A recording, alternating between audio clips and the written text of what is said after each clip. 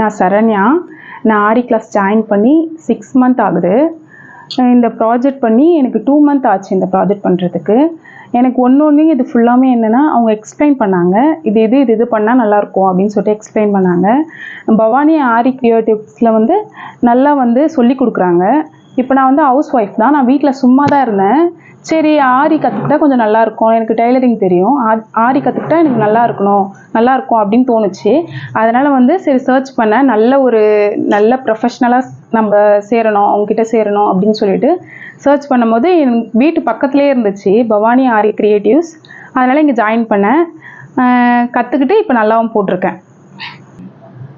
இது 3rd level இருக்குது, 3 level இருக்குது.